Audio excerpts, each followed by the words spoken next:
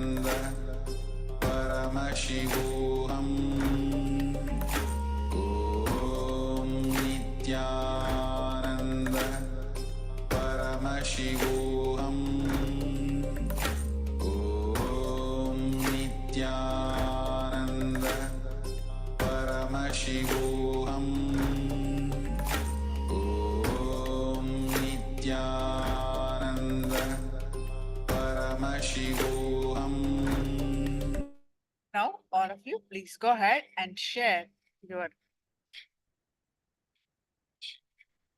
levitation, power manifestation experience. Please share your experience.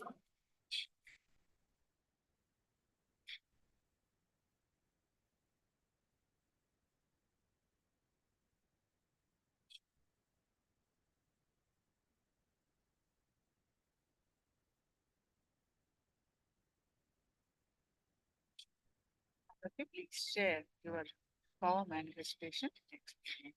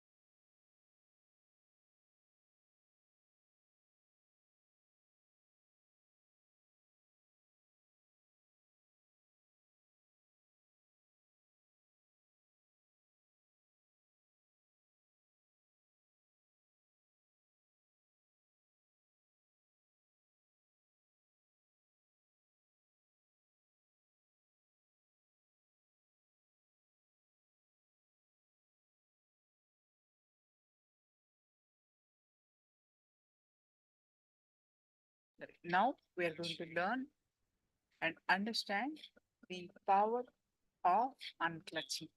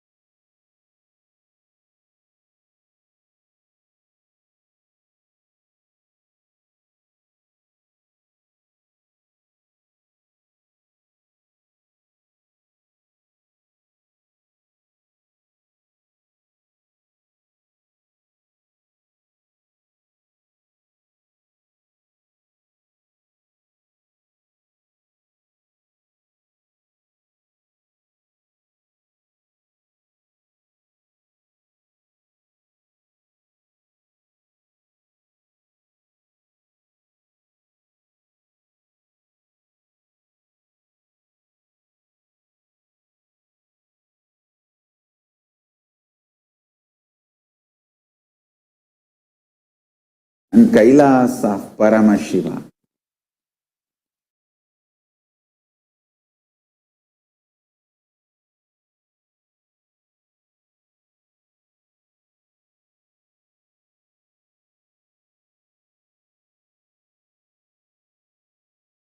On KAILASA TV, KAILASA's Nithyananda TV, KAILASA's HN TV, KAILASA's Enlightenment app, and other social media platforms.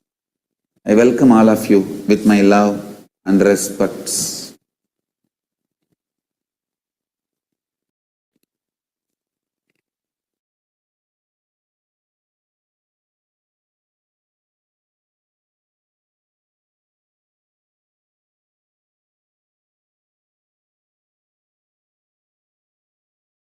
Absolute unclutching is the extremely enlightening fuel for your life. Understand? Fundamentally, your consciousness.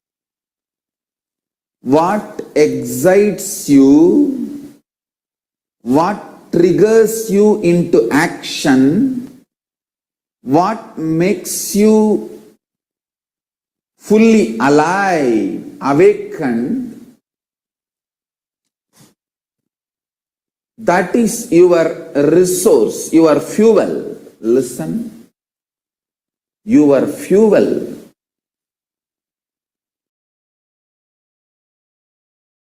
Need to be right and pure. Please listen.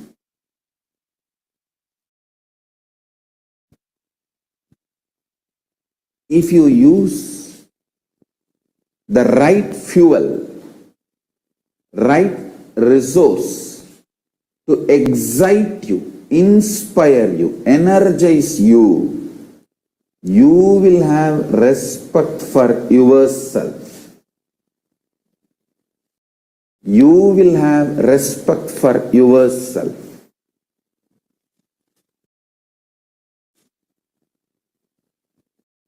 I tell you.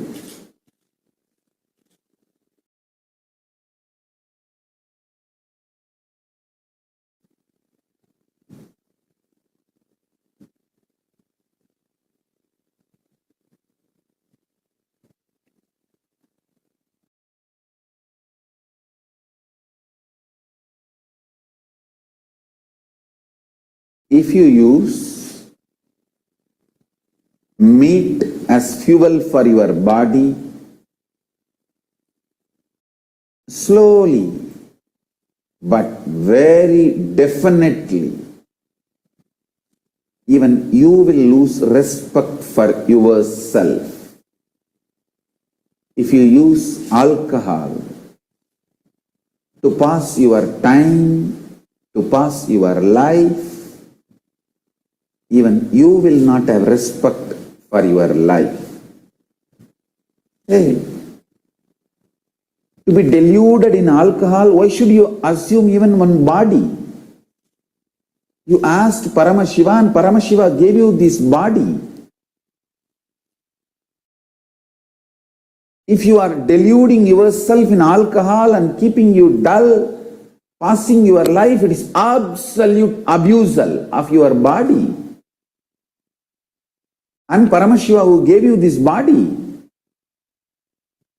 Come to basic understandings and integrity. Listen. If you come to basic understanding and integrity, your life will be beyond your body. I'm telling you.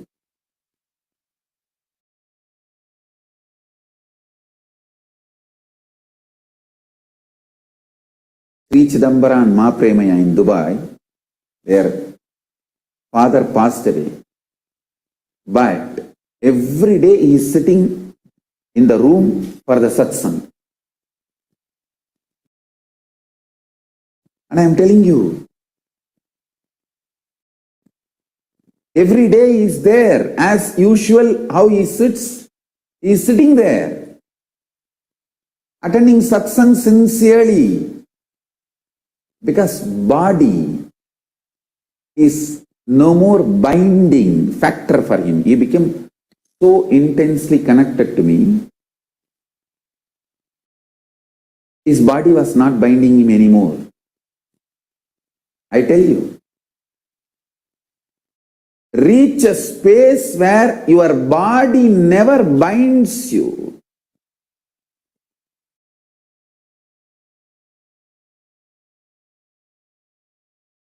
Body should not be binding you.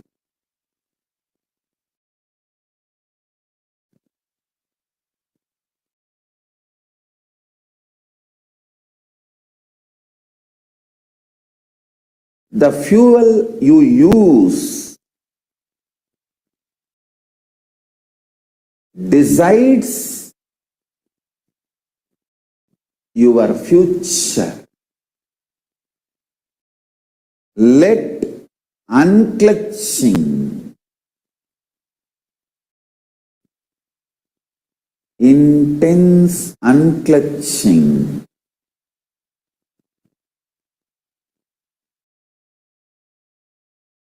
be the fuel for your consciousness. Listen to every statement I am uttering.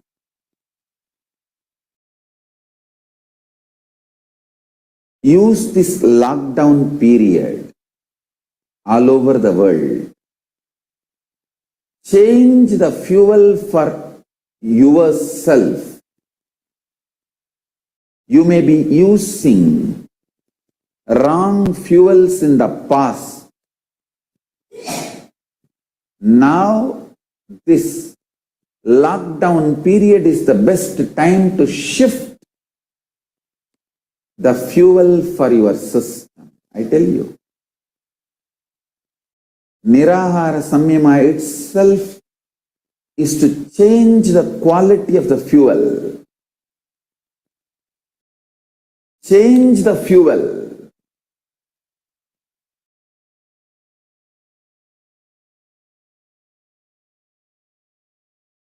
I want you to know, if you feed right fuel to your consciousness, that will naturally manifest as powers, health, energy, strategy, intensity, wealth, enlightenment, all the auspicious. All you need to do is change the fuel for your conscious, prana, for your conscious.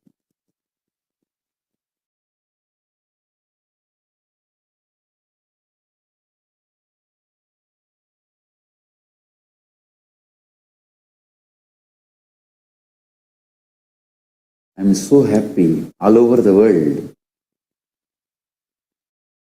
Thousands of people are sitting unclutched. We already made 4,41,000 minutes. People sitting unclutched all over the world.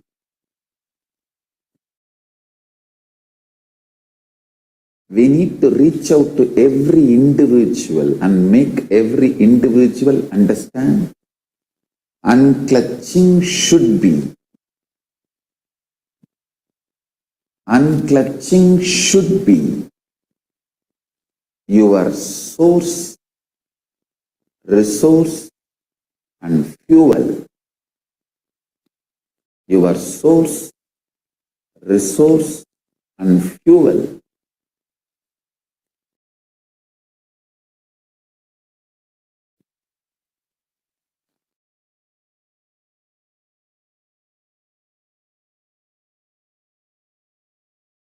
Understand? Your source, resource and fuel.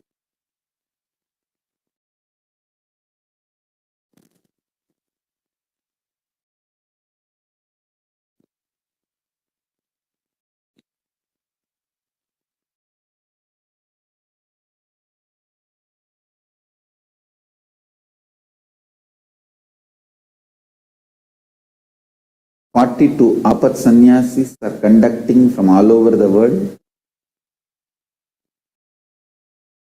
I want all these Apat Sannyasis also to collect all my satsangs on unclutching. How to make the unclutching easy experience, Nirvikalpa Samadhi. Collect all these satsangs and share. I tell you, unclutching is the most powerful and universal. Whatever may be your religious background, you will not have resistance for unclutching. It's too easy. Whatever may be your jati, varana, religious background, race, gender, anything, the unclutching will not have resistance. It's too smooth. You can just experience. I tell you. I really want to tell you.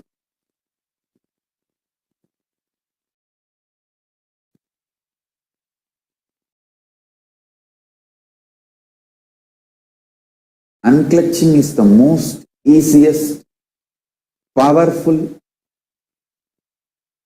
and universal way of manifesting the state of Paramashiva.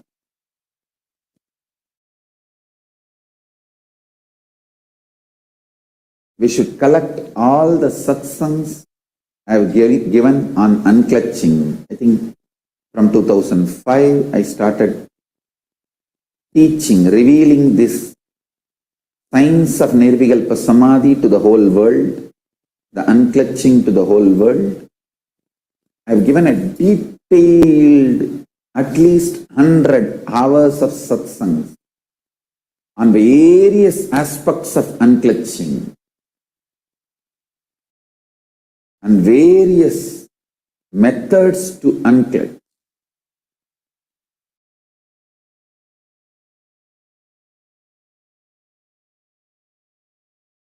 I request every one of you to watch this satsang sincerely.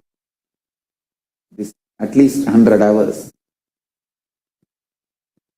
All the apat sannyasis can do a compilation of this 100 hours of unclutching satsangs, Nirvikalpa Samadhi initiation, and share it with every participant who is participating in this Nirvikalpa Samadhi Jnana Yajna. Understand?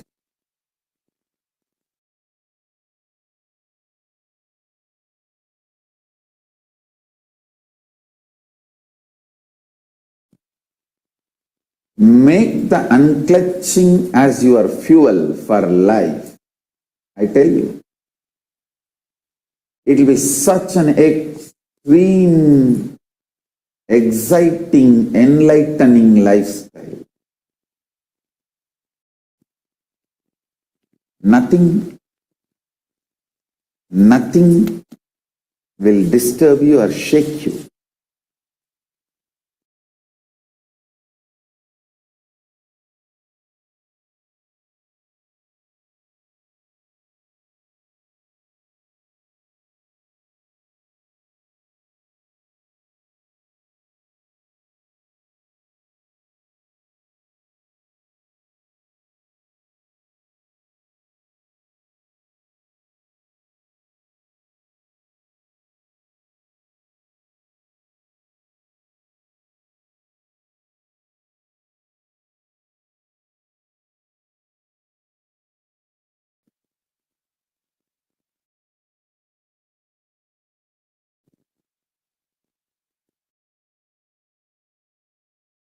You can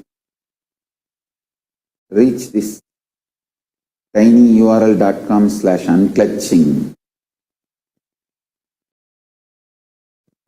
I think the spelling needs to be corrected.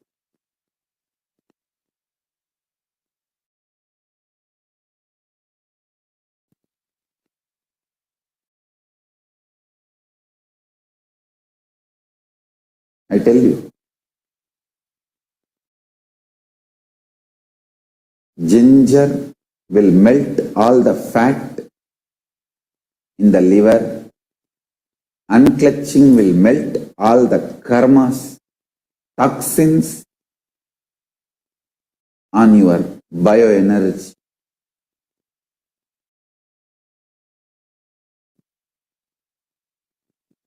You will have the most purest body and mind.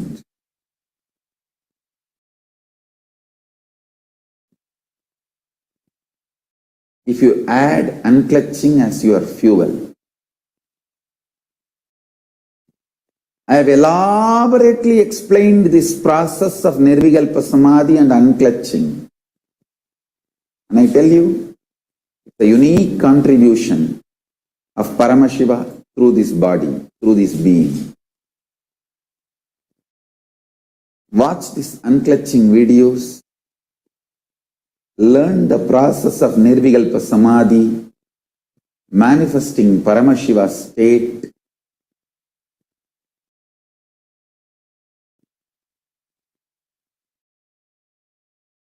This is the foundation for any spiritual seeker to manifest the state, space, powers, being, superconsciousness, and KAILASA of Paramashiva. Understand?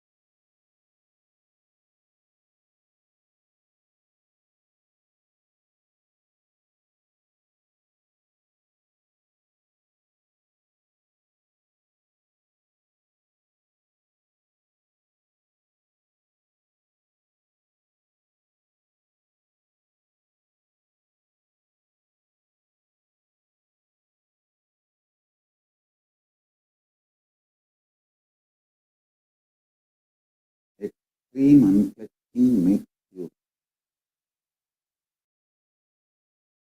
work and be active in hundreds of dimensions of life, simultaneously, spontaneously, cohesively.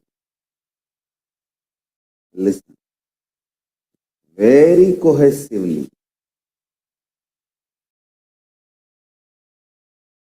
People who lived around me, they know at a time I can handle 50 different departments, heads, giving them instructions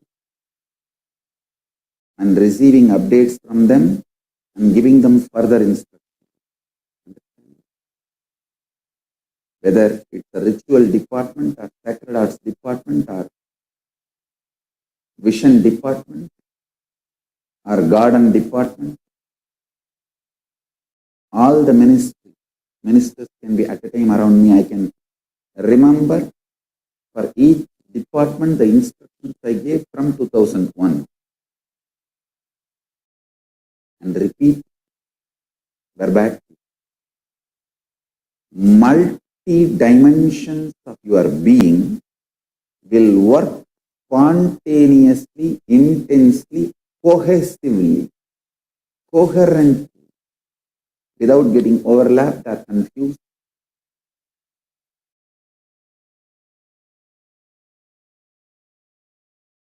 Listen.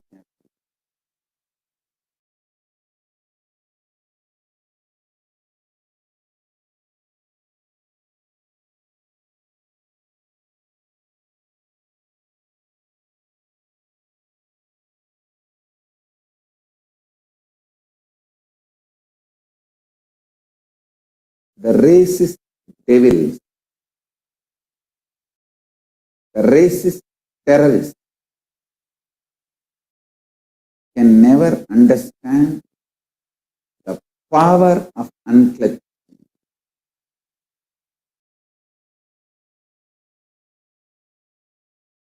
That's why they are afraid of Hinduism. Hinduism teaches this unique science of Nirvikalpa Samadhi, from where all knowledge, all the best things opens.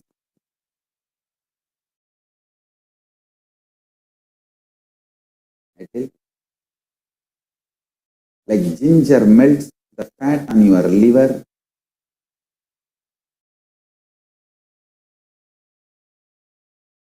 unclutching melts all the toxins in your system.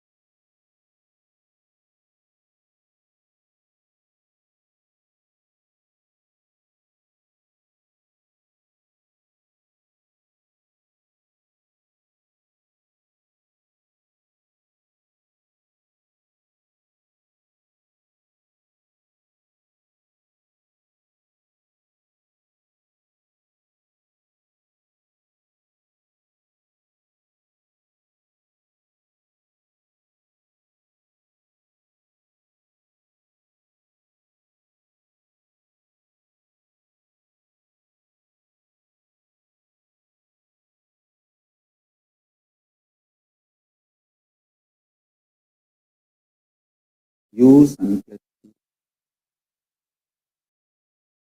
radiate the state of Paramashivoham. That's the essence of today's session. Today, let us dedicate our time and energy to watch unclutching satsangs and share it with the whole world. The unclutching satsang. So with this, I bless you all. Let's all radiate with integrity, authenticity, responsibility, enriching, casting, living Shuddhatvaita Saivam. The state, space, powers, being, superconsciousness, and KAILASA of Paramashiva. Paramashivoham. Om Nithyananda Paramashivoham. The eternal bliss, Nithyananda. Thank you. Be blissful.